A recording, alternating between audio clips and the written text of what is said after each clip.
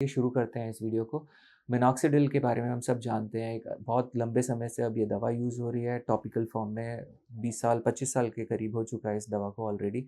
और US FDA approved है। 2% 5% India के बाहर, और इंडिया में तो 7.5%, 10%, 12.5 और 15% स्ट्रेंथ में भी ये दवा आती है। तो वो लोग जिन्होंने मिनॉक्सिडिल के बारे में और जानकारी लेनी है टॉपिकल, लिंक दिए गए हैं डिस्क्रिप्शन में, वहाँ जाकर वीडियो को देख सकते हैं। हिंदी और अंग्रेज़ी दोनों भाषा में आपको ये वीडियोस मिल जाएंगे। अब हम बात करते हैं कि जो ओरल मिनॉक्सिडिल है, ये क्या वाकई बेहतर काम करता है टॉपिकल मिनॉक्सिडिल से। तो एक एक्टिव फॉर्म होता है मिनॉक्सिडिल का, विच इज़ मिनॉक्सिडिल सल्फेट। तो जब मिनॉक्सिडिल सल्फेट काम करता है रूट्स पे, और वहाँ पर हेयर थिकनेस को वो इम्प्रूव करता है, क्वालिटी को इम्प्रूव करता है। कभी कभी कुछ लोगों के अंदर स्कैल्प में जो हेयर होते हैं टॉपिकल जब हम यूज़ कर रहे हैं, उनके रूट्स पे एंजाइम नहीं होता जो कि मिनॉक्सिडिल सल्फेट बनाए। तो उस स्थिति में इन लोगों में ये दवाई काम नहीं करेगी। हालांकि जब ये ओरली ली जाती है तो ये दवा गट के अंदर आपके एंजाइम रहता है, तो जब आप उसको खाते हैं, ये एंजाइम उसको मिनॉक्सिडिल सल्फेट में कन्वर्ट करता है, और वहाँ से आपको फ़ायदा मिल सकता है। तो ऐसे कई लोग जिनको टॉपिकल काम नहीं करती है, उनको ओरल काम कर सकती है। दूसरी चीज़, मिनॉक्सिडिल ओरल देने की ज़रूरत पड़ती कब है? क्या इंडिकेशंस होते हैं ओरल मिनॉक्सिडिल के? तो देखिए, बहुत सारे लोग को ये मालूम होगा कि टॉलरेंस एक बड़ा इश्यू होता है मिनॉक्सिडिल के साथ, और भी दवाइयों पे फिनेस्टाइड वगैरह में भी ये रहता है। तो इसी वजह से 2% 5% के बाद अब 15% तक जाना पड़ा, बिकॉज़ वो काम नहीं कर रहा था। आप में से बहुत लोग 10% यूज़ कर रहे होंगे मिनॉक्सिडिल। तो वो ज़रा अपने ये टॉलरेंस से रिलेटेड इश्यूज़ जो भी जिन्होंने भी महसूस किए हैं, चाहे वो मिनॉक्सिडिल पर हो, चाहे वो फिनेस्टाइड पर हो, ज़रूर कमेंट सेक्शन में शेयर करें।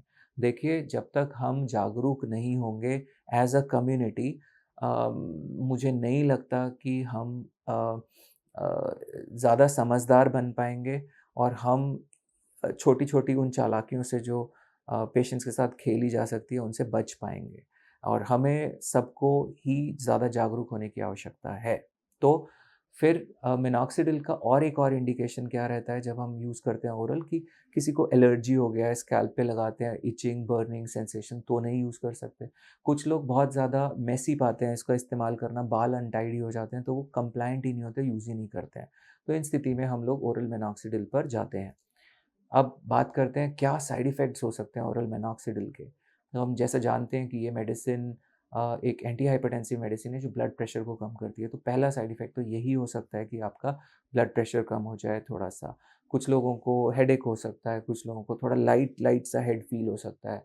तो ये चीज़ें रहती हैं। पर एक मेजर जो प्रॉब्लम साइड इफ़ेक्ट रहती है, वो होती है, कुछ लोगों को पैल्पिटेशन भी हो सकता है वैसे। और जो मेजर साइड इफ़ेक्ट है वो है हाइपरट्राइकोसिस, यानी कि को बाल बॉडी में इधर-उधर आने लगते हैं। अब मेल्स के लिए तो ठीक है, पर देखिए फीमेल्स में तो ये इश्यू बन सकता है कि उनको फेस पे भी बाल आ रहा है या बॉडी पे भी बाल आ रहा है, तो ये थोड़ा-सा देखकर चलना पड़ता है इस दवा के साथ।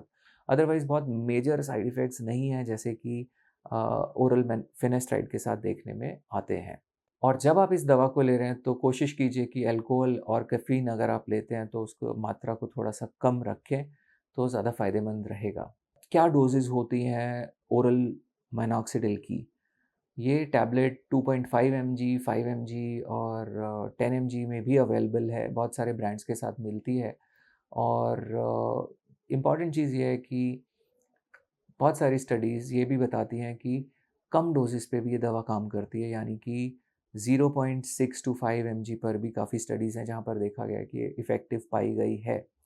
तो कम डोज़ेज़ पे ही स्टार्ट करें तो बेहतर रहता है, और ग्रेजुअली बिल्डअप कर सकते हैं। इसी तरह फिनेस्टाइड पे भी है कि वहाँ पर भी आप देखेंगे कि बहुत सारे लोग 1 एमजी फिनेस्टाइड पर डे खा रहे होते हैं, और उसी से शुरू किया जाता है। जबकि क्लियरली स्टडीज़ हैं जो बताती हैं कि इसकी 1/5 डोज़, मैं तो कभी-कभी 1/10 भी देता हूँ, ये भी काम करती है कुछ पेशेंट्स के अंदर। So make sure not every patient needs the higher side of dosage, ये आप ध्यान रखिएगा। और आप में से वो लोग जो फिनेस्टाइड को भी 1 एमजी पर शुरू करे हुए हैं और उनको अब देख रहे हैं कि वो असर नहीं कर रही है, बाल फिर भी जा रहे हैं, मैं चाहूँगा कि वो कमेंट सेक्शन में कमेंट्स करें, लिखें, बताएँ, ताकि लोगों को पता चले। आप में से बहुत सारे लोग हैं जो अपनी हेयर ट्रांसप्लांट की जर्नी को सिर्फ़ और सिर्फ़ 1 mg फिनेस्टाइड के भरोसे ही शुरू कर दिया जाता है। शायद आप में से कुछ लोगों को ये बात पता होती है, कुछ लोगों को ये नहीं पता होती। पर दवाइयों का इस्तेमाल तरीके से होना चाहिए, दवाइयों का इस्तेमाल ग्रेजुअली बिल्ड करके दवाई की डोज़ को भी किया जा सकता है। ज़रूरी नहीं है कि जो भी अवेलेबल रिसोर्सेज़ हैं सबको एकदम थोप दिया जाए। सो लास्ट में आपसे एक गुज़ारिश रहेगी कि इस दवा का इस्तेमाल खुद से ना करें। किसी डर्मेटोलॉजिस्ट को ज़रूर दिखाएँ पास में। आप हमसे भी चाहें तो कंसल्ट कर सकते हैं। आप मुझसे जुड़ सकते हैं ऑनलाइन या ऑफ़लाइन। डिस्क्रिप्शन में आपको मेरे कंसल्टेशन के लिए कुछ फॉर्म्स दिखेंगे जो आप भर सकते हैं यदि तो आप मुझसे कनेक्ट हो सकते हैं। और ज़रूर आखिर में फिर बोलूँगा कि हेयर लॉस को लेके बहुत लोग परेशान रहते हैं और क्योंकि ये एक प्रोग्रेसिव चीज़ है, तो बहुत दवाइयों में अल्टरेशंस की आवश्यकता पड़ सकती है। तो इसी के लिए इस जर्नी को प्लान करें और जो लोग मेरे साथ जर्नी प्लान करना चाहते हैं, वो ज़रूर शेयर कर सकते हैं अपनी इन्फॉर्मेशन हमसे और जुड़ सकते हैं हमारे साथ।